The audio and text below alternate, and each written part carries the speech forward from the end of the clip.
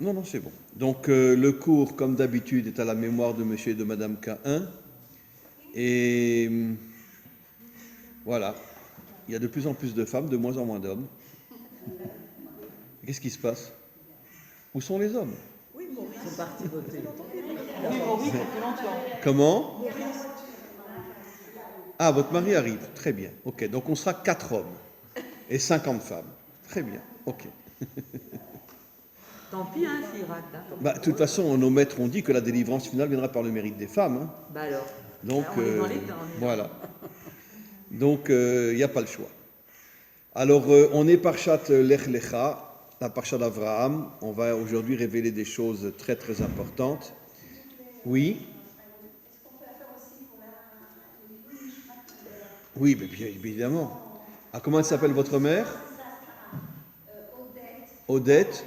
Bat. Aïcha. Ah, donc elle était marocaine. Ah, magnifique. Ah, ben, vous avez une chance extraordinaire. J'adore le Maroc. Oui. Mais pendant à Soukot, on était à Marrakech. Voilà, c'est ça. Ah oui. Vive le Maroc. Vous êtes marocaine, vous? Non, je suis du Maroc aussi. De Ah ben Marrakech oui. même. De quelle ville? Marrakech. Ben nous, on était à Marrakech pendant Soukot. Ben, c'est ce que je vous dis. Je vous demande si c'était bien aussi Marrakech. Voilà. Et on était dans la Médina, dans le chouk de la Médina, tout ça. Avec Kippa, quand on est très jeune. Non. petite, Avec Kippa, non. on se souvient que de la maison. Voilà. Mais par contre, quand on passait dans le chouk, tout le monde nous disait shalom. Enfin, tous les musulmans, des Arabes, nous disaient shalom. Comment allez-vous, cher ami? Alors je leur ai demandé, mais d'où vous savez que je suis juif? Vous me dites shalom. Alors ils me disent, mais ça se voit sur ta tête que tu es juif. Tous les Arabes dans le chouk, ils nous disaient shalom à ma femme et à moi. Waouh. Quel bonheur. Vous avez bled cet été, mais comment vous savez bled sans Israël? Mais comment vous savez rien française? C'est vraiment un grand plaisir de vous voir. Do you understand French? Je parle français, mais Un petit peu? Voilà. assez bien. Voilà. Tu es Ravdinovitch? Comment ça va, toi? Qu'est-ce qu'il est beau, ce garçon? Tu es Ravdinovitch? Oui, je suis Ravdinovitch. Très connu, hein? Ça nous fait vraiment plaisir de vous voir parce qu'après Corona et tout, ça fait Ouais, longtemps. ça fait longtemps. Ouais. Ah, je suis très content de vous voir. Super, vous avez quelques minutes à la fin? Oui, on peut Super, se parler un super. petit peu. Voilà. Sarabie presque. Moi, maintenant, c'est une deuxième nouvelle. Il est impressionné par Votre mari est médecin, non? Oui, il est chirurgien. Il comprend un peu le français? Oui. Ok. Allez, on va commencer. Et donc, on va commencer par... On a 5 maintenant, hein? Oui, on est 5 hommes et 40 femmes, c'est bon. Ok. Chaque homme vaut au moins 30 femmes, non? Non. Bon, allez, ok.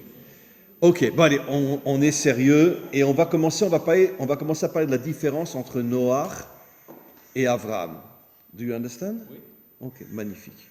Parce que c'est votre femme qui vous a appris le français? Oui. Magnifique. Et mes filles et mon fils. Hein. Magnifique. Ah, il comprend le français? Ah oui, votre fils? oui, Viens, je te fais un bisou, t'es trop beau. Viens, je te fais un bisou, t'es trop beau. Ah là. Avron. Avron, ça vient d'Abraham. Ah, il a un nom, Abraham? Avron. Avron. Avant, mon papa et ma maman, ils m'ont appelé le petit Abraham. Dans le ventre de ma maman, je m'appelais Shlomo. Quelle merveille cet enfant. Quelle merveille. De quelle origine, papa? Ils sont autrichiens, ils sont en Autriche. Oui. Autrichien, Oui. Et donc, alors on continue. Donc, quelle est la différence entre Noach et Abraham? Écoutez-moi bien. Sur Noach, il est dit Et a Elohim italer Noach. Que Noach, il avançait toujours avec Dieu. Ça veut dire, comprenez bien la différence, sur Abraham, il est dit qu'il allait devant Dieu. Les fanaves. Il allait devant Dieu. Et nos commentaires expliquent quelle est la différence entre Noach et Abraham. Abraham était un homme qui prenait des initiatives, qui se prenait en main, qui avait le courage de ne pas toujours être avec Dieu. Bien sûr qu'il était avec Dieu, mais pas toujours je marche à tes côtés comme un mouton qui suit son berger. C'était Noach, ça. Et d'ailleurs, Abraham qui allait devant Dieu, comme dit Rashi dans la Parshat Noach, Italer lefanav, il allait devant Dieu. Ce qu'il faut comprendre, c'est qu'Abraham était un véritable guerrier, comme on va l'expliquer. C'était un homme fort, un homme courageux. On a perdu aujourd'hui. Oui, le premier qui trouve un guerrier aujourd'hui, il a gagné. Voilà. Ah, peut-être que notre ami, là, c'est un guerrier. Et vous êtes un guerrier? Voilà. En tout cas, bon, il y a très peu de guerriers dans ce monde. Des vrais courageux qui ont le courage de se battre contre tous les méchants de ce monde. On peut les compter sur les 0 doigts de la main. C'est pas évident. Mais Abraham était un homme courageux. Un homme qui allait devant Dieu, qui prenait des initiatives, qui prenait des responsabilités.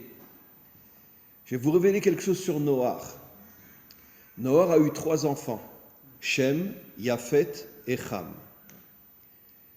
Noach, c'est les 2 premières lettres du mot Nachash. Si vous rajoutez le Shin de Shem, ça fait Nachash. Je dis toujours... Ce qui fait Mashiach. Comment? Ce qui fait Mashiach, c'est vrai. Mais moi, je préfère dire Nachash pour l'instant. Vous allez comprendre pourquoi. C'est pour ça qu'il l'a coupé. Parce qu'il ne voulait pas qu'il y ait Mashiach. Oui, le fils de Ham, Knaan. Il lui a coupé son bride pour qu'il n'ait pas un 4e enfant, qui aurait pu être le Mashiach. Mais en tous les cas, si on prend donc Noar, Nun, Chet, et on rajoute le Shin de son fils Shem, ça fait Nachash, le serpent. Et je vais faire un petit détour pour vous expliquer comment se fait-il que quand on rajoute la première lettre du nom de Shem, avec les 2 premières lettres du mot Noach, ça fait Nachash, le serpent. Qu'est-ce que ça veut dire? Alors il faut savoir, nos maîtres nous disent, que lorsque Abraham, il ne s'appelait pas encore Abraham, il s'appelait Abraham à 99 ans, lorsque Abraham était encore à Haran avec son père, vous savez où est Haran? J'ai toujours cru que c'était en Syrie. En Irak? Non, c'est en Turquie. Ah, c'est en Turquie. Mes élèves turcs m'ont dit qu'il y a une ville à la frontière de la Syrie qui s'appelle Haran, et donc en vérité il est parti en Turquie. Dans la partie qui était proche de la Syrie, mais Haran est une ville turque, n'est pas une ville syrienne. Moi, pendant des années, je pensais que c'était une ville syrienne, mais en vérité, mes élèves turcs m'ont dit que c'était une ville qui s'appelle jusqu'à aujourd'hui encore Haran, qui est dans le nord, à la frontière de la Syrie. Et Abraham avait l'habitude, pendant des années, il montait plusieurs mois en Israël, c'était pas encore Israël, c'était le pays de Canaan, puisque les Cananéens avaient massacré tous les Shémites qui étaient en Israël et s'étaient installés à leur place. Et donc, il allait voir Shem et Ever. Ever, c'était le fils de Shem. Il allait les voir et il passait des mois dans leur yeshivot. Mais seulement, comme on le voit beaucoup plus tard avec Yaakov, quand Yaakov est parti de sa maison pour aller épouser Léa et Rachel, il est resté pendant quelque temps dans la yeshiva de Ever. Et nos maîtres disent, il s'est caché dans la yeshiva de Ever. Et les commentaires expliquent ça, veut dire qu'il s'est caché. Il s'est caché. Ça veut dire qu'en vérité, il s'est complètement déconnecté de ce monde. Ça veut dire que Shem et Ever étaient complètement déconnectés de ce monde. Et je vais expliquer ce que cela veut dire. Comme la majorité des religieux aujourd'hui, que ce soit chez nous, chez les musulmans, chez les chrétiens, chez les bouddhistes, partout. Et tout ça, ça vient de la faute de Adam et Ève. Cette faute-là, elle a créé la mort. C'est quoi la mort? C'est la séparation entre le monde d'en haut et le monde d'en bas. l'âme quitte le corps est sous terre et l'âme remonte en haut. Mais en vérité, une âme sans corps ou un corps sans âme, c'est des hommes morts.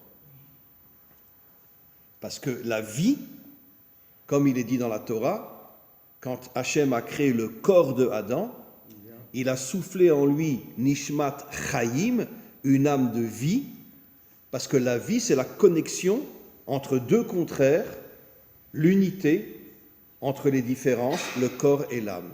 Ça, c'est la vie.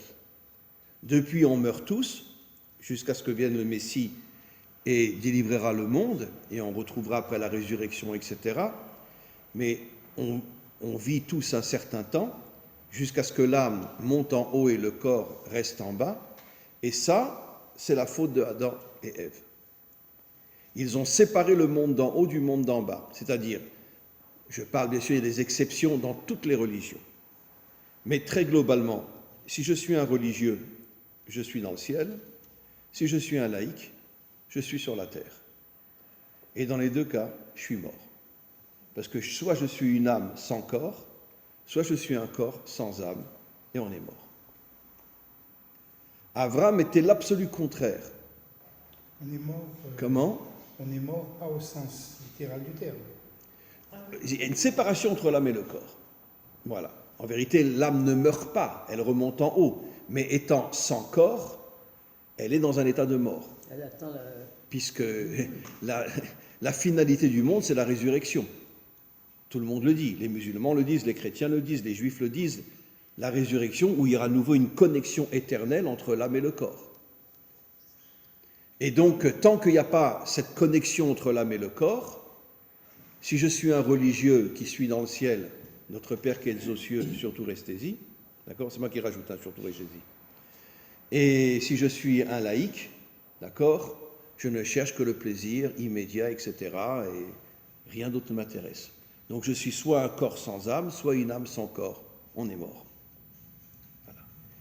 L'homme authentique, c'est celui qui arrive à réunir l'âme et le corps, à être en même temps connecté à Dieu, mais en même temps être un guerrier sur terre. David. Le meilleur exemple qu'on a, c'est David. Toute la nuit, il étudiait la Torah, et toute la journée, il était sur son cheval avec une épée pour se battre contre tous les méchants de ce monde. Qui a été le plus grand ami de David ? Il s'appelait Barzillai. C'était un non-juif. Le plus grand ami du roi David était un non-juif qui, à chaque fois que David était en danger, il montait une armée et il allait secourir David. Au point que quand David, juste avant de mourir, je l'ai déjà raconté, il a dit à son fils Shlomo, tu prends toute la famille de Barzillai, tu les rentres dans ton palais et tu les nourris et tu leur donnes de l'argent pour tout le bien que leur père m'a fait. Le plus grand ami de David était un non-juif. Parce que David avait compris qu'en vérité, qu'il fallait l'unité dans ce monde. Et c'est quoi l'unité ? On n'est pas pareil, mais tu es un homme bien, et je te respecte et je t'aime, même si on n'est pas pareil. D'accord ? Tu es catholique, je suis juif. Tu es musulman, je suis juif. Tu es protestant, je suis juif. On ne partage pas les mêmes idées. Et moi, je ne regarde pas les idées. Moi, je regarde la personne. Et si la personne est un homme bien, alors tu dois te lier à lui. Aujourd'hui, tous nos dirigeants, ils font tout le contraire. Ils regardent que les idées. Aujourd'hui, on n'est que dans des sectes. Je suis catholique, je suis protestant, je suis juif, je suis ci, je suis ça, etc. Et personne n'accepte l'autre. Pourquoi ? Parce que c'est moi le meilleur. On a cassé l'unité aujourd'hui. C'est surtout les autres qui n'aiment pas le peuple juif. Hein. Comment ? C'est surtout les autres qui n'aiment pas Vous le peuple inquiétez juif. pas, vous inquiétez pas. Vous allez voir ce que je vais vous dire et vous allez comprendre. Comment ? C'est une question, une forme de Chez les juifs aussi, on n'aime pas non plus les non-juifs. D'accord ? Pas moi, hein. Mais, Avec tout ce qu'ils nous ont fait. mais- Pardon, ben oui, en ce moment, il y a une grande haine au milieu des juifs, bien sûr. Comment ? Mais parce qu'on est tombé dans des sectes aujourd'hui. Le monde est un monde de sectes aujourd'hui. Chacun est dans son truc et chacun pense qu'il est le meilleur. Et on n'accepte pas les différences. Alors maintenant, regardez, je reviens sur Noach. Noach, c'est Nachash quand on rajoute le shin de Shem. Et j'ai expliqué que quand Abraham, même Yaakov, ont étudié dans les yeshivot, dans les maisons d'études de Shem et Ever, Abraham c'était surtout Shem et Yaakov c'était Ever, il est dit sur Yaakov qu'il s'est enfermé, il s'est déconnecté de ce monde. Parce que Shem et Ever étaient des religieux qui vivaient dans le ciel et qui en avaient strictement rien à faire de ce monde. Et c'est ça le Nachash, c'est ça le serpent. Le serpent, ce n'est pas un politicien. Le serpent, c'est un religieux. Nos maîtres le disent. Mais attention, quand je dis un religieux, celui qui nous déconnecte du monde d'en bas et qui nous dit montez en haut, montez en haut, montez en haut. Et surtout, ne regardez pas le monde d'en bas. Montez en haut. Soyez comme des oiseaux. Cui, cui, cui, cui, cui, cui, cui. Voilà. Vous inquiétez pas. Priez, le Messie va venir. Voilà. Ouais, le Messie va venir. Il ne viendra pas tant qu'on ne sera pas des gens forts, des gens qui sont capables de se battre contre tous les méchants de ce monde. Comme on sait que le Mashiach va monter une armée et il partira en guerre contre tous les méchants de ce monde.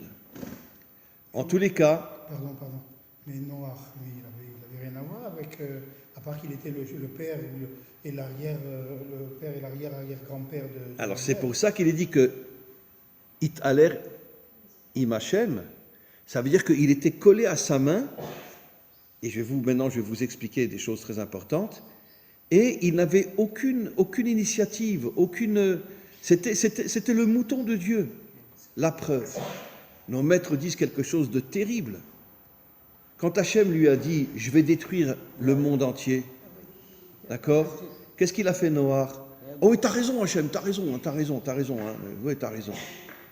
Vous savez que Abraham a prié pour sauver Sodome ? Il s'est battu avec Hachem. Il s'est battu, il a osé dire à Hachem « Toi qu'on appelle le juge de toute la terre, tu sais pas rendre justice ?» Et Hachem lui est pas rentré dedans. Hein. Hachem a accepté. C'est un verset. Ashofet kol haaretz lo ya'aseh mishpat. Toi qu'on appelle le juge de toute la terre, tu sais pas rendre justice. Pourquoi tu veux détruire Sodome ? Et s'il y a des gens bien dans Sodome ? D'accord ? Parce que, comme on va le voir, le mal est rentré dans le bien et le bien est rentré dans le mal. Ça, c'est la faute d'Adam. Il a tout mélangé. Et à Sodome, il n'y avait même pas un seul juste. Comment ? Oui, mais au départ, Abraham ne le savait pas. Abraham a essayé de savoir s'il y avait des justes chez Sodome. Voilà. Après, quand Hachem lui a dit il n'y en a pas, très bien. Mais au début, il n'était pas content avec Hachem. Il a dit pourquoi tu veux détruire tout Sodome ? Et s'il y a des justes là-bas, s'il y a des gens bien là-bas ? Par contre, Noach, rien du tout. Tu veux détruire le monde, détruis-le. Et quand il est sorti de l'arche, qu'est-ce qu'il a fait ? Glou, glou, glou, glou, glou, glou, glou, glou, glou, glou, glou. Il s'est saoulé. Il est devenu complètement saoul. Et son petit-fils est venu. Et son petit-fils savait que s'il mettait un quatrième fils au monde, ça ferait Mashiach. Pourquoi ? Shem, Yafet, Ham, Shiach. Et s'il avait eu un quatrième fils, il lui redonnait comme nom Mem, et ça aurait fait Mashiach. Et comme Knaan ne voulait pas que son père ait un quatrième fils, quand il était saoul, il a pris un couteau et il lui a coupé le brit. Et il n'a pas pu avoir d'enfant. Voilà. Donc, c'est quand même un homme spécial. C'est pour ça que je dis toujours, d'accord, il faut qu'on arrête d'appeler les non-juifs des Bnei Noach. Moi, comment je les appelle ? Des Bnei Adam. C'est la plus grande insulte qu'on puisse faire à un non-juif de l'appeler Ben Noach. Pourquoi ? Parce que nos maîtres nous disent que Noach, ce n'était pas un homme bien. C'était pas un homme bien. Il n'a jamais osé prier pour sauver sa génération.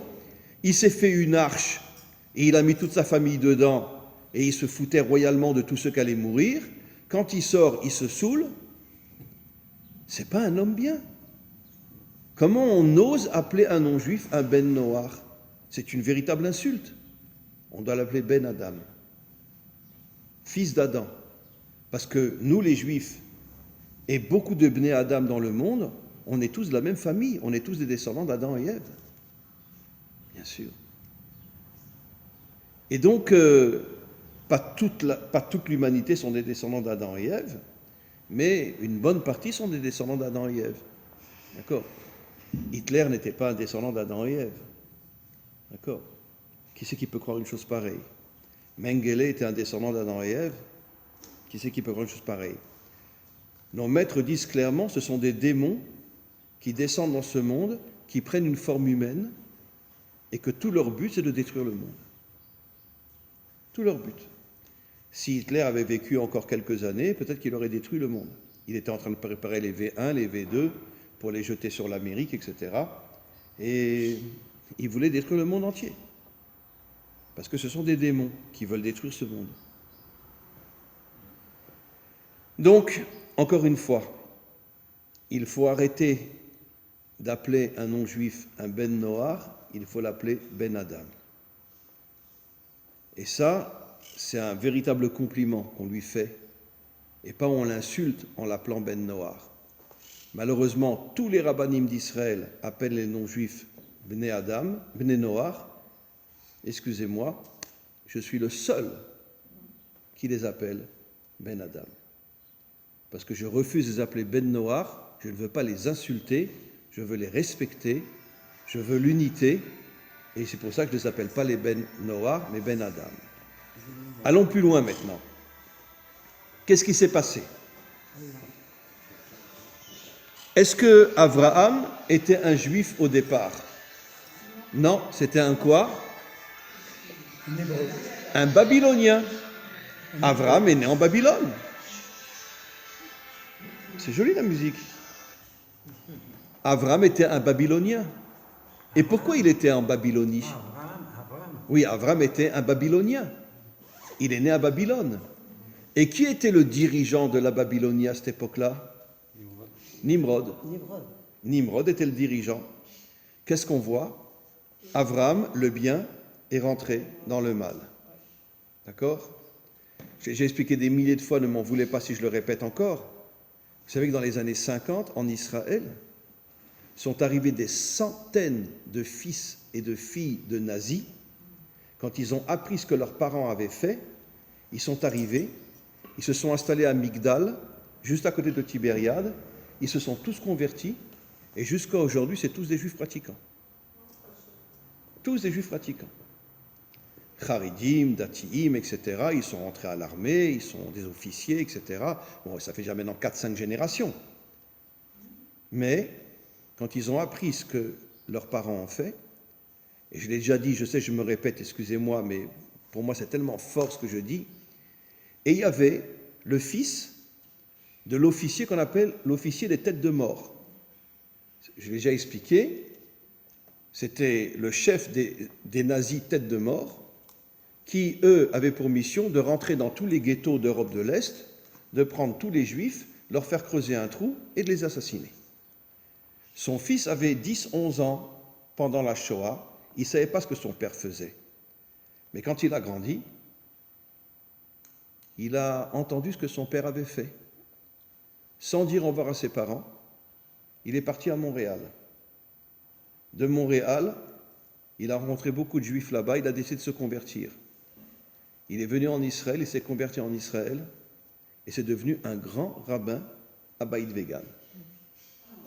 Un très grand rabbin à Beit Vegan. Un blond aux yeux bleus, un vrai arien. Comment il s'appelait? Je ne me rappelle plus comment il s'appelait. Mais je ne me rappelais plus. Mais on peut chercher dans Google le fils des têtes de mort, peut-être que vous aurez le nom. Et il est devenu un grand rave ici à Jérusalem. Un grand rave. Et son père était l'officier en chef des têtes de mort, qu'on appelait les têtes de mort. Comment c'est possible une chose pareille? Ça veut dire que le bien est dans le mal et le mal est dans le bien. Nos maîtres nous disent qu'il y a beaucoup plus de mal dans le bien que de bien dans le mal, ça c'est sûr, mais le bien est dans le mal aussi. Vous savez que la nièce de Himmler est venue en Israël et s'est convertie? La nièce de Himmler est venue en Israël et s'est convertie. Quand elle a appris ce que son oncle avait fait. Elle s'est convertie en Israël. Bon, elle ne vit plus aujourd'hui, bien sûr, elle s'est convertie dans les années 50. Elle était déjà très âgée, mais elle s'est convertie. beaucoup d'Allemands étaient écœurés d'entendre ce que leurs parents avaient fait. Ça veut dire qu'il y a du bien dans le mal et malheureusement, il y a aussi beaucoup de mal dans le bien. Alors maintenant, revenons. Abraham, pourquoi qu'il vit en Babylonie? Pourquoi qu'il est né en Babylonie, là où est Nimrod? Parce que le bien rentre dans le mal. Son père était le plus grand idolâtre de l'époque. Son père avait une usine, Terach. Il avait une usine avec des milliers d'idoles qu'il vendait et distribuait dans le monde entier, et surtout en Babylonie. Abraham, quand il était adolescent, il a pris un bâton et il a cassé toutes les idoles de son père. Son père est rentré, il a vu que toutes les idoles de l'usine étaient cassées, et il a dit, mais qui c'est qui a fait ça? Son fils est venu, il lui a dit, papa, c'est moi. Je voulais te sauver, je voulais plus que tu sois un idolâtre. Je voulais que tu crois dans le seul Dieu qui existe. Pourquoi tu crois dans les idoles? Son père, à cette époque-là, était encore une véritable crapule. Il l'a pris, il l'a amené devant Nimrod, et il a dit à Nimrod, jette-le dans le feu. Nimrod a allumé un feu, il a jeté Abraham dans le feu. Qu'est-ce qui s'est passé? Personne ne le sait, mais il y a eu un miracle, et Abraham est sorti vivant du feu. Et quand son père a vu ça, il a fait teshuva, il est revenu vers Dieu, il a dit, mon fils, j'ai tout compris, j'arrête d'être un idolâtre, je te suis. Où on va? Et le fils dit, viens, on va en Turquie, on va à Haran. Voilà. Et le père l'a suivi. Et le père est devenu après un vrai Baal Teshuva qui ne croyait qu'en Dieu. Voilà. Et donc, on voit qu'Abraham était un guerrier, parce qu'à l'âge de 14-15 ans, oser casser toutes les idoles de son père, être pris, être jeté dans le feu, Abraham n'avait strictement rien à faire. Il y a une phrase en français extraordinaire. Mieux vaut mourir debout que de vivre à genoux. Alors quand j'entends cette phrase-là, j'ai les larmes aux yeux. Mieux vaut mourir debout que vivre à genoux. Et c'était ça Abraham. Abraham, c'était un vrai guerrier, comme on va le voir dans quelques instants. Il savait que c'est sûr qu'il allait finir assassiné par Nimrod, quand Nimrod entendrait ce qu'il a fait aux idoles. Mais il préférait mourir debout que de vivre à genoux. Ça, c'est un homme authentique, un homme véritable. On en a eu des comme ça, hein, qui sont morts debout plutôt que de vivre à genoux. En France, Coluche, tout le monde croit qu'un camion l'a écrasé. Tout le monde sait que c'est les services secrets français qui l'ont écrasé avec un camion. Comment? Oui. Champion du monde de moto. Oui, c'était un champion du monde moto. Et Martin Luther King, qui voulait enlever le racisme contre les Noirs en Amérique. C'est la CIA qui l'a tué. Et ici en Israël, on en a parlé tout à l'heure, un homme extraordinaire, Rav Kahana. D'accord? Rav Kahana, c'était un Rav qui est rentré en politique et qui commençait à avoir des milliers et des milliers d'adeptes. Tout le monde l'adorait. Il est parti faire une conférence en Amérique et quand il est sorti, un Arabe est venu, lui a tiré une balle dans la tête, il est mort. En vérité, tout le monde sait que cet Arabe, il travaillait pour le Mossad. Vous savez qu'il y a énormément de musulmans qui travaillent pour le Mossad aujourd'hui. Énormément. Et donc, il travaillait pour le Mossad. C'est le Mossad qui a envoyé l'Arabe pour faire croire que c'était un terroriste pour tuer le Rav Kahana. Et quelques semaines après, d'autres Arabes qui travaillaient pour le Mossad ont massacré tous ses enfants au Rav Kahana. Ils étaient en voiture, des Arabes étaient cachés derrière une petite colline, ils ont tiré à la mitraillette, ils ont tué le fils, la belle-fille et des enfants. Vive le Mossad, c'est des gens très bien. Bon, j'espère qu'ils ne comprennent pas le français parce que sinon Bon, c'est pas grave. Mais encore une fois, mieux vaut mourir debout que vivre à genoux. D'accord. Et donc, dans tous les pays, des gens qui se sont révoltés contre le système ont été traités d'une manière catastrophique. Ce n'est pas évident de se révolter contre le système. On continue. À l'âge de 75 ans, Hachem dit à Abraham, Maintenant, tu vas aller vers la terre que je t'indiquerai. Quel est le message qui se cache derrière vers la terre que je t'indiquerai? Comment s'appelait Abraham jusqu'à 99 ans? Avram. C'est quoi? Av, ça fait allusion à quoi? À la Chokhmah. Sur notre tradition, Av, ça fait allusion, le père fait allusion à la Chokhmah, à la sagesse. La femme fait allusion à la Bina. C'est aussi un niveau très très très haut. Comment? Et en vérité, la Bina est connectée au Keter. La Chokhmah n'est pas connectée au Keter. Et la femme est appelée la couronne de l'homme. D'accord? D'accord? Donc n'oubliez jamais, si vous êtes un roi, c'est parce que c'est votre couronne. D'accord? La femme est appelée la couronne de l'homme. Absolument. Donc c'est elle qui fait de lui un roi. Nos maîtres nous disent que toute la réussite d'un homme vient de sa femme. Toutes les forces d'un homme viennent de sa femme. Et vice-versa. Comment? Et vice-versa. Non, non. Non. C'est la femme qui donne tout à l'homme. Ouais. Parce que nos maîtres disent que la femme, elle est connectée à la Bina. Et la Bina, on pourrait dire, c'est une force surnaturelle qu'elle reçoit et qu'elle transmet après à son mari. Maintenant, regardez. À l'âge de 75 ans, Hachem dit, tu vas aller vers la terre. Pourquoi? Parce que jusqu'à cette époque-là, Avram s'appelait Avram, la sagesse d'en haut. Ram, c'est en haut. Ça veut dire que d'une certaine manière, comme Avram avait étudié énormément avec Shem pendant des années, et Shem était un homme qui était complètement déconnecté de ce monde, c'était un religieux, malheureusement, Avram a reçu de Shem un petit peu cette vision des choses, d'être plus dans le ciel que sur la terre. Et c'est pour ça qu'il s'appelait Avram, la sagesse d'en haut, pas la sagesse d'en bas. Hachem n'en peut plus, il lui dit, écoute, ça suffit maintenant, d'accord? Tu vas maintenant aller vers la terre. Ça veut dire quoi vers la terre? Descends en bas. Descends dans ce monde. Sois un homme d'action dans ce monde. C'était déjà un homme d'action, mais disons qu'il était beaucoup plus spirituel en haut qu'un homme d'action en bas. Et Hachem lui dit, maintenant je veux que tu sois un homme d'action. Descends en bas. Sa femme s'appelait à cette époque-là Sarai. Regardons la valeur numérique de Sarai. Shin, 300. Resh, 200. 500. Et Yud, ça fait 510. 510. Vous prenez le 5 et le 1, ça fait 6. Et le 0, 60. 60 fait allusion à quoi? À la Malchut, le monde d'en bas. La Malchut, c'est le monde d'en bas.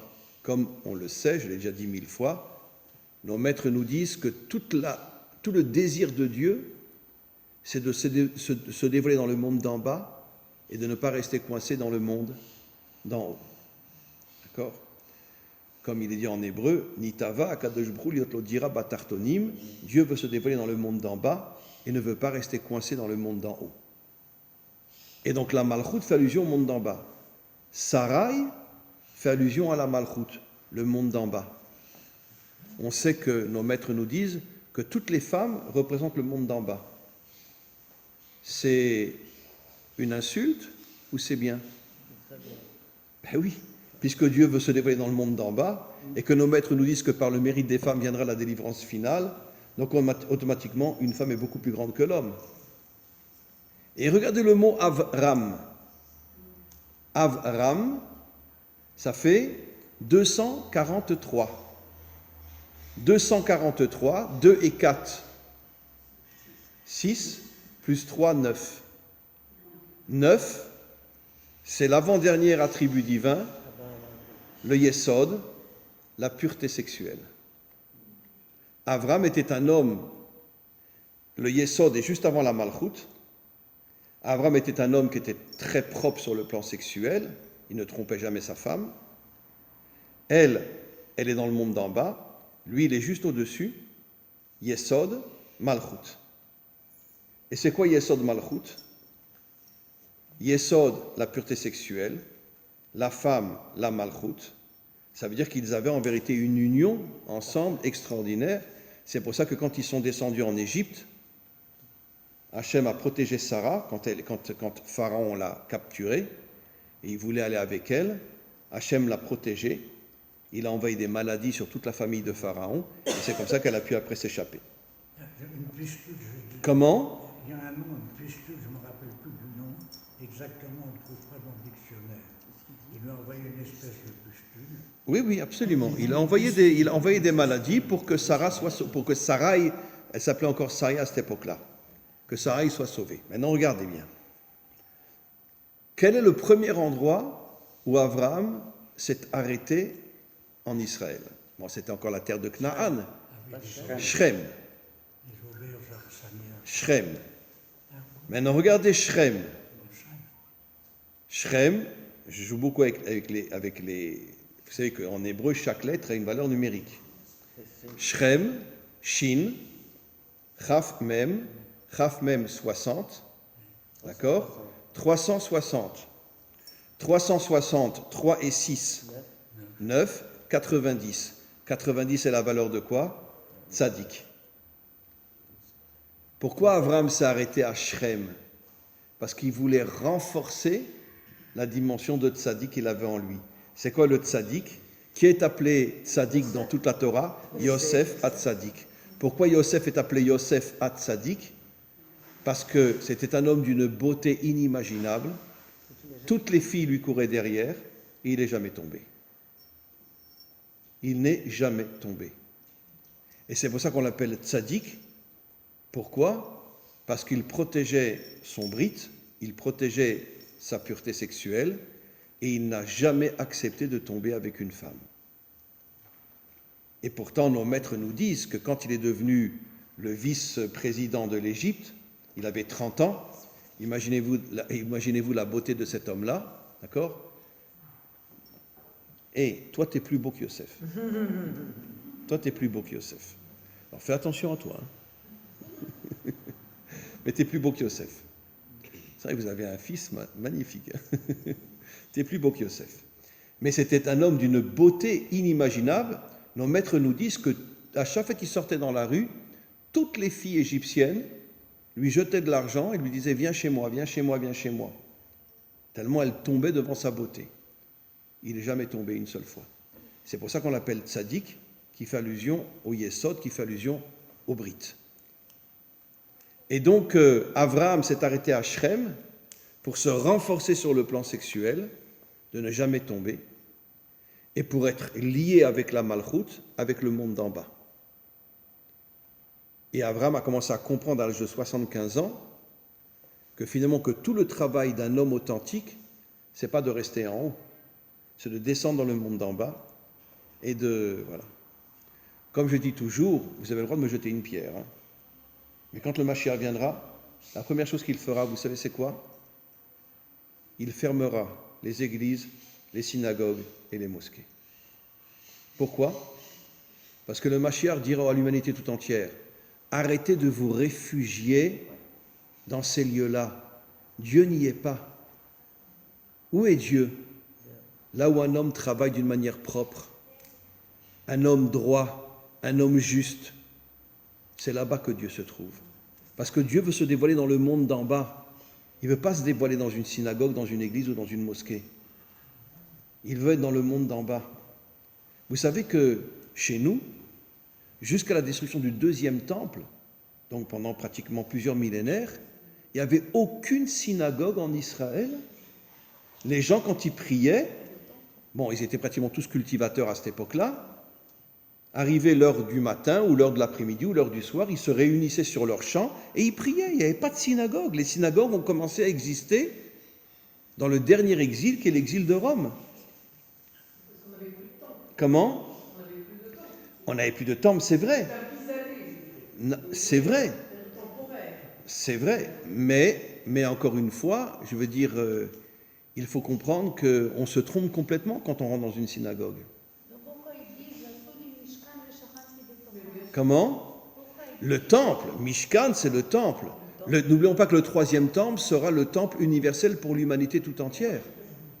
N'oublions pas. Non, quand ils étaient dans le désert, au Bikesh Hashem, chez Asulam Oui, mais le Mishkan, c'est pas une synagogue. Le Mishkan, c'est autre chose. C'était pendant le. La synagogue, c'est un lieu où on prie. Il était pas fils. Comment? C'est juste un truc d'année. Comme maintenant, les gens prennent conscience que la synagogue, c'est pas Le Mishkan, il était démontable. Vous avez raison. Vous avez raison.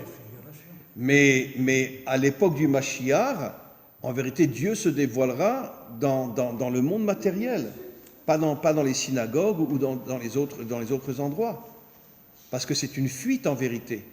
Je fuis ce monde, je me réfugie à la synagogue et je crois que là-bas Dieu s'y trouve, mais en vérité Dieu n'est pas dans une synagogue. Dieu est à un endroit où le monde est propre. C'est là-bas que Dieu se trouve.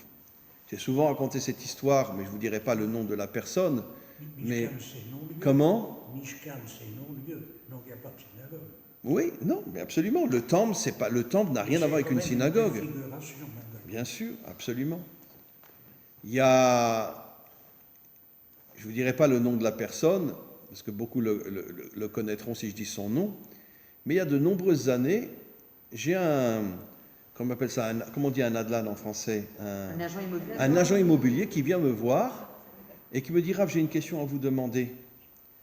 J'ai vu rentrer quelqu'un dans mon bureau et quand je l'ai vu, je n'avais pas l'impression que c'était un homme très très riche. Je sais qu'il est rentré pour acheter un appartement. Et dans ma tête, je me suis dit, je vais lui vendre, je sais plus, on va dire, à l'époque c'était des dollars, maintenant c'est plus des dollars. Bon, je vais lui vendre 300 000 dollars, allez. Bon. Et puis le monsieur s'est mis à parler avec lui, et puis il s'est rendu compte que c'était un homme très riche. Un homme humble, mais un homme très riche. Et le bonhomme lui dit, si vous avez un appartement, je suis prêt à vous donner 600, 700 000 dollars. Et lui, il me demande, qu'est-ce que je fais, Rav? Je lui vends comme j'ai pensé à 300 000 dollars, ou bien je lui vends à 700 000 dollars, puisque lui, il était prêt à payer 700 000 dollars. Alors je lui dis, écoutez, à partir du moment où vous n'avez pas sorti de votre bouche le prix de l'appartement, vous avez le droit de lui vendre à 700 000 dollars. D'accord? Parce que On parle du même appartement. Oui, voilà. Mais que lui était prêt à acheter à 700 000 dollars. Alors, vous savez ce qu'il me répond? À pleurer. Voilà, ça c'est un homme authentique. Il me répond, écoutez, Rav, bon, j'accepte la loi qui dit que je peux le vendre 700 000 dollars, mais dans la mesure où quand je l'ai vu rentrer, j'ai pensé à 300 000, je ne peux pas revenir en arrière. Je lui vendrai à 300 000. Je vous garantis, je me suis mis à pleurer comme une fontaine. Je l'ai serré dans mes bras et je lui ai dit, mais qui vous êtes? Qui vous êtes? Comment vous êtes un homme comme ça? La loi dit que si vous n'avez pas sorti de votre bouche le prix, vous avez le droit de changer. Il m'a dit, mais je préfère lui vendre à 300 000. Et il lui a vendu 300 000 dollars alors que c'était un homme très riche. Alors, ça, c'est un homme authentique. Ça, c'est un homme vrai. Pourquoi? Parce qu'il travaille d'une manière propre, d'une manière juste, d'une manière droite. Et c'est là-bas que Dieu se dévoile. Dieu ne va pas se dévoiler dans une synagogue. Dieu va se dévoiler là où un homme est droit, là où un homme est juste, là où un homme est authentique. C'est là-bas qu'il se dévoilera. C'est-à-dire à chaque fois dans une action. Dans une action positive, exactement. Dans une action propre. D'ailleurs, qu'est-ce que veut dire le mot Israël? Yachar El, être droit avec Dieu. Israël, Yud, Shin, Resh veut dire Yachar, El, c'est le nom de Dieu. Qu'est-ce que veut dire Israël? Tu dois être droit, tu dois être juste avec Dieu. Bon, aujourd'hui, on peut les compter sur les 0 doigts de la main, les gens qui sont justes avec Dieu, mais bon, c'est ça, être juste avec Dieu. Israël veut dire Yachar El, tu es droit avec Dieu. Et en vérité, ça ne s'applique pas seulement à Israël, ça s'applique à tous ceux qui sont droits avec Dieu. On continue. Maintenant, il nous reste 10 minutes, une autre chose que je voudrais soulever. Il y a 2 choses encore dont je veux parler. La dispute avec Lot, dans notre paracha, et Hachem a aussi endormi Abraham pour lui dire qu'il y aurait 4 exils dans toute l'histoire d'Israël, l'exil de Babylone, l'exil de Perse, l'exil grec et le dernier exil qui n'est pas encore terminé, l'exil romain. Voilà. Bon, aujourd'hui, ce n'est plus les Romains qui nous dominent, bien évidemment, mais en tout cas, il a commencé avec les Romains.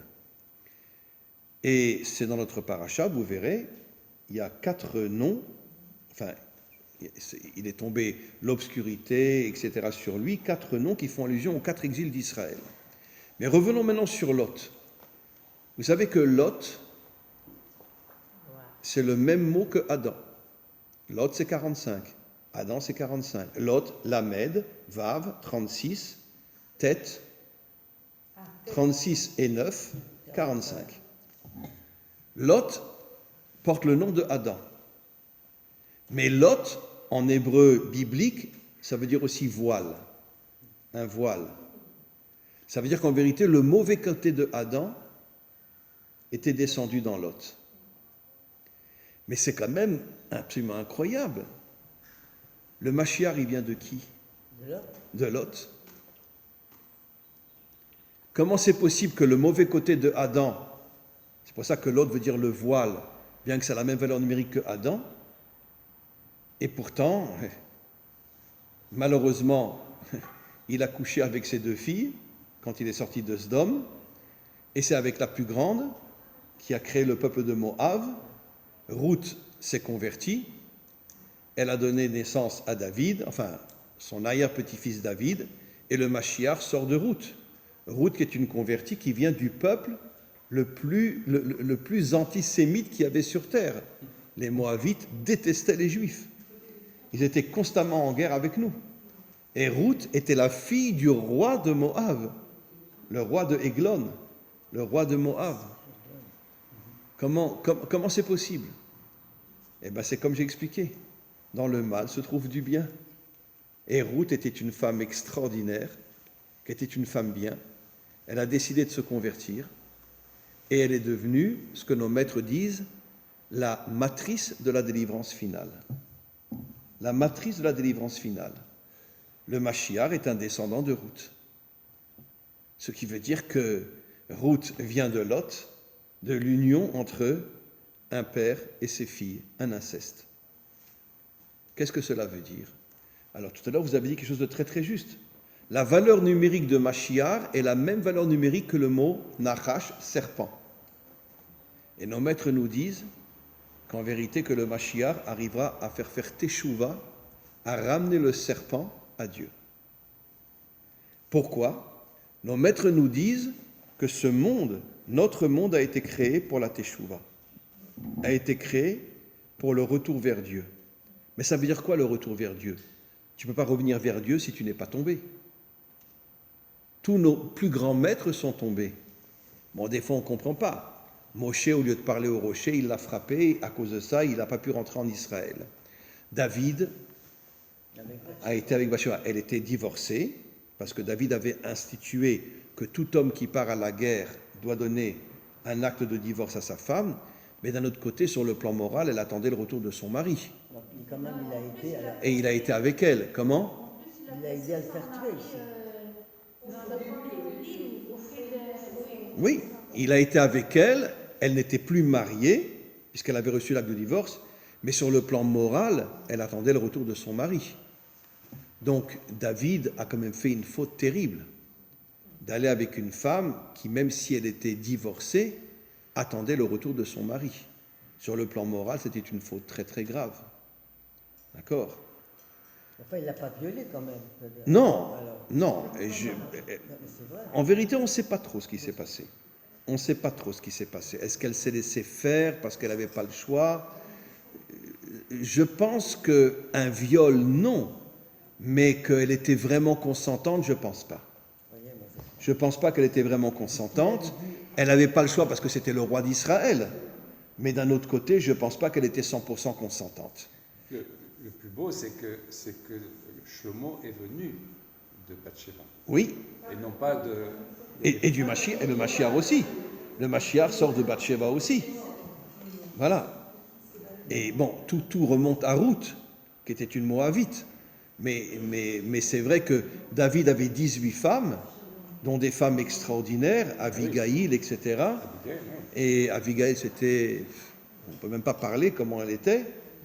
Mais d'un autre côté, le Mashiach sort de Bathsheba et non des autres femmes. Maintenant, nos maîtres nous disent qu'en vérité, que dès le début de la création, Dieu avait prévu que David se marierait avec Bathsheba. Il avait vu ça. Oui, il l'avait vu. En vérité, il avait vu en prophétie que ça serait sa véritable femme, mais il a été trop vite. Il l'a pris, il aurait dû attendre que peut-être que son mari malheureusement meure à la guerre, et à ce moment-là, il aurait pu la prendre. Enfin, il a aidé quand même. Mais il l'a pris trop vite. Il a aidé à mourir, le mari, quand même. Oui, c'est vrai. À partir. Oui, c'est vrai. Mais enfin, aider, c'est-à-dire qu'il l'a mis en première ligne. Mais d'un autre côté, chez nous aussi, dans toutes les armées du monde, il y a des gens qui sont en première ligne et pas forcément ils meurent. D'accord. Comment? Et tous les commandos, etc., ils sont en première ligne, ils prennent des risques inimaginables. Mais pas forcément ils vont mourir. Vous comprenez? Voilà. Bon, on en a eu un qui était extraordinaire. Moreno. C'était un Marseillais. Hein. C'était un Français, Moreno. Le plus grand soldat d'Israël, qui a fait des choses que personne ne connaît. Il était de Marseille. Hein. Oui, Et je vais vous poser une question le concernant.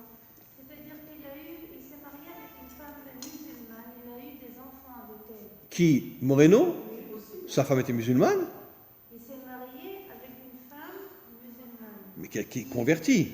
Non, seulement là-bas où il était dans Ah oui, Dans les pays arabes, il s'est marié. Ah oui. Non, mais ça, je sais. Il a eu avec elle des enfants. Je sais. Que deviennent des enfants comme ça? Mais et ce fameux espion syrien, comment il s'appelait? Cohen. Lui aussi s'est marié avec une femme syrienne, il a eu des enfants avec elle. Bien sûr. Non, mais les espions israéliens et dans le monde entier se marient tous avec des femmes étrangères et malheureusement leur femme le sait, le savent. Et Moreno aussi, il a eu des enfants avec je crois, une femme syrienne, non? Je ne sais pas. Mais on ne connaît pas l'histoire de Moreno, tout est caché. Même son visage, on ne le voit pas aujourd'hui. On n'a jamais mis une photo de... On n'a pas le droit de mettre une photo de Moreno aujourd'hui. Mais c'était le plus grand soldat d'Israël. Il a mis dans ce monde des enfants non juifs. Mais la mère Oui. n'est pas juive, alors est-ce qu'on peut choisir les enfants? Oui, mais encore une fois, c'était parce qu'il se faisait passer pour un Syrien ou un Libanais, je ne sais pas. Oui, mais il n'y a pas le choix. Comprenez qu'il ne le fait pas pour le plaisir. Il le fait parce qu'il n'a pas le choix pour se faire passer pour un Syrien ou pour se faire passer pour un Libanais ou un Irakien. Il est obligé de se marier avec une femme de là-bas pour faire croire qu'il est Irakien ou il est Syrien ou il est Libanais. Mais sachez que énormément d'espions israéliens, vous savez qu'il y a énormément d'espions israéliens qui vivent à Gaza et qui sont mariés avec des musulmanes. Il a repris quand même que toi, en tant que Pilégesh. Oui, Abraham Avinu. Alors, où j'en étais? Je ne me rappelle plus maintenant. J'étais en train de parler de quoi? Oui, je parlais de Moreno. Et donc, je reviens maintenant sur David. Donc, David a accéléré le processus. Il a pris Bathsheba trop tôt.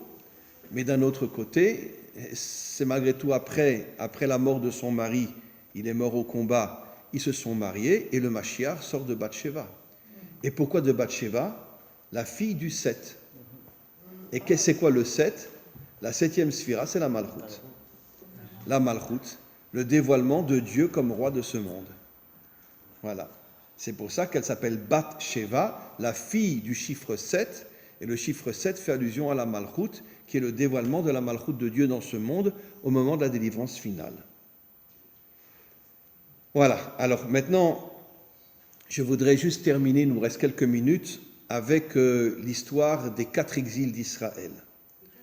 Les 4 exils d'Israël, dont le plus long, qui dure jusqu'à aujourd'hui encore, c'est l'exil qui a commencé avec les Romains. Et donc, l'exil de Babylone n'a duré que 70 ans. L'exil de Perse et de Grèce ont duré plus ou moins 200 ans. Mais par contre, l'exil de Rome dure jusqu'à aujourd'hui, depuis plus de 2000 ans, puisqu'il y a encore énormément de juifs qui sont éparpillés dans le monde entier, d'accord? Et je demande à Hachem de se boucher les oreilles, parce que je ne veux pas qu'il me foute une claque, mais même en Israël, je veux dire, 80% des juifs ne sont pas religieux du tout, hein, et ne font pas Shabbat, ne font rien, et quand ils sont en dehors d'Israël, ils mangent du porc. Bon, j'espère qu'il n'a pas entendu, parce qu'il va me descendre, mais bon. Mais c'est vrai, et disons la vérité. 80% des juifs en Israël ne sont absolument pas pratiquants. D'un autre côté, je peux encore arriver à comprendre, je vais donner un point positif. Après tout ce qu'on a traversé dans l'histoire, je peux comprendre que beaucoup disent, bon, ben, Dieu n'existe pas, qu'il nous foute la paix. Hein. Parce que je peux comprendre ça. Je veux dire, bon, je m'excuse de le dire, moi-même j'ai fait Teshuvah à l'âge de 16 ans avec le Rav Sitruk, mais mes parents étaient très très sionistes. Mon père est arrivé en Israël en 1946, il a fait la guerre d'indépendance. Ma mère est arrivée en 1948. Ils étaient très très sionistes, mais pas religieux du tout. Pas religieux du tout. On mangeait à Kippour, etc. Et bon, je ne vous dirai pas ce qu'on mangeait à la maison, mais bon, bref. Et moi, c'est le Rav Sitruk qui m'a fait faire Teshuvah à l'âge de 16 ans. Et donc, après, j'ai ramené toute ma famille, mon frère, mais enfin, je n'ai qu'un seul frère, mes parents sont revenus, etc. Et bon, aujourd'hui, grâce à Dieu, ma famille est religieuse. Mais d'un autre côté, c'était pas évident. Et un jour, j'ai demandé à ma mère, je vous raconte une histoire authentique. Bon, j'étais très très jeune, j'avais peut-être 14-15 ans à cette époque-là, un an avant ma tchouva. J'ai demandé à ma mère, mais maman, dis-moi, mais comment se fait-il qu'on ne pratique pas du tout la Torah? Vous savez ce qu'elle m'a répondu? Elle m'a répondu comme ça. Attends. La mère et le père de ton père sont morts à Auschwitz. Ma mère et mon père ont été assassinés à Auschwitz. Et tu veux qu'on croie en Dieu? Bon, je n'ai pas répondu, mais d'un autre côté, je peux la comprendre. Je peux la comprendre, qu'avec tout ce qu'on a traversé, l'Inquisition, les pogroms, les croisades et la Shoah, je peux comprendre que les Juifs ont dit, bon allez, Dieu n'existe pas. Je peux comprendre, parce qu'après tout ce qu'on a traversé, comment qu'on peut encore croire en Dieu? C'est pas évident. Comment? Oui, bien sûr. Bon, grâce à Dieu, mes parents ont fait Teshuvah, je veux dire, mon frère aussi, mais d'un autre côté, je veux dire, je peux comprendre qu'avec tout ce qu'on a traversé, comment tu peux encore croire en Dieu? C'est pas évident du tout. C'est ce qui se passe aujourd'hui dans ce pays. Oui, mais évidemment. Avec tous les attentats qu'il y a et les guerres, etc. Je peux comprendre que les gens ne croient pas en Dieu. De l'autre côté, on crache sur les non-religieux, il faudrait savoir ce qu'on veut. Comment? Les non-religieux, ou même les religieux crachent sur les religieux. Et les religieux crachent sur les religieux, les non-religieux. Alors, comment on a... Oui. Ben, on est un peuple uni, on est un vrai peuple, hein, prochainement. Alors maintenant, je terminerai en vous disant que pourquoi Israël a eu 4 exils. Alors j'ai déjà expliqué, et je voudrais conclure par... il faut savoir que Israël n'est pas un peuple en soi. Israël est l'échantillon de l'humanité tout entière. Et en vérité, ce que nous traversons, d'une certaine manière, c'est l'expérience au niveau des peuples. Pourquoi on a été exilé aux 4 coins de la terre? Pourquoi on a été exilé partout? Pourquoi? Vous savez que les talibans sont d'origine juive. Et quand ils reviendront dans notre armée, on va être super, là on va être fort. Les talibans sont d'origine juive, oui. C'est une tribu perdue, parce que sachez que les 10 tribus ont été exilées en Afghanistan et au Pakistan. Et sachez que les talibans se circoncisent, pas comme les musulmans à l'âge de 13 ans, mais à l'âge de 8 jours. Et ils se circoncisent à l'âge de 8 jours, les talibans. Ils ne mélangent pas le lait et la viande. Et ils ne mélangent pas le lait et la viande. Ils ont beaucoup de coutumes juives, absolument. Vous avez chez les Africains aussi. Il y a beaucoup de tribus qui sont parties chez les Africains, les Danites. Pas les Ménachés. Oui, Ménaché, Danite, etc. En Côte d'Ivoire, une grande partie des Africains, bon, ne sont pas aujourd'hui juifs, mais sont d'origine de la tribu de Dan. Et partout dans le monde. Les samouraïs, ça vient de quel mot? Shomrim. Shomrim. Ce sont des juifs qui sont arrivés au Japon, qui étaient très forts, qui ont demandé aux seigneurs et aux dirigeants du Japon de les protéger. Les Japonais ont accepté et ils les ont appelés les samouraïs. L'origine du mot, c'est Shomrim, les protecteurs. Samouraï veut dire protecteur. Et donc, les Juifs ont été éparpillés partout. Et pourquoi ils ont été éparpillés partout? Pour nous faire comprendre qu'en vérité, que nous sommes l'échantillon de tous les peuples. Et en vérité, notre histoire, c'est d'une certaine manière l'histoire de l'humanité tout entière. C'est vrai que nous, on en a pris plus dans la figure que les peuples, et encore, c'est pas forcément vrai. Pendant la Deuxième Guerre mondiale, il y a eu 50 millions de morts pendant la Deuxième Guerre mondiale. Pas comme chez nous. Non, d'accord, pas comme dans les camps de concentration, mais il y a quand même eu 50 millions de morts en 5 ans. Et n'oublions pas, et la guerre des 100 ans entre la France et l'Allemagne a fait aussi des millions de morts.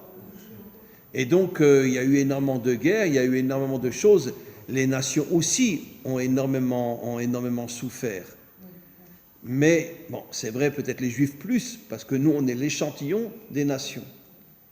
Mais en vérité, je terminerai en vous disant que, au moment de la délivrance finale, on va retrouver l'unité entre Israël et les nations, surtout avec les nations adamiques, les 70 nations qui ont disparu, qui sont 70 nations adamiques. Et n'oublions pas que quand Dieu a proposé la Torah à Israël, il l'a proposé aussi aux 70 nations adamiques. Et on est de la même famille, d'accord? Vous connaissez la chanson de Goldman? Vous voulez qu'on la chante ensemble? Tu es de ma famille, de mon ordre et de mon rang. Tili la la la la la la la la la la la la la la la la la la. Chanson de Goldman, tu es de ma famille. Donc on est de la même famille, bien sûr. Parce que si vous n'êtes pas un Ben Adam, vous ne seriez pas là en train d'écouter un cours avec votre fils sur les genoux. Donc évidemment, vous êtes un Ben Adam. Et donc un jour, on va retrouver l'unité entre Israël et les nations. Et Be'ezrat Hashem, comme il est dit, en ce jour, Dieu sera un, qui fait allusion à l'unité qui régnera dans le monde. Amen, Vechen Yeratzon. Et les nations seront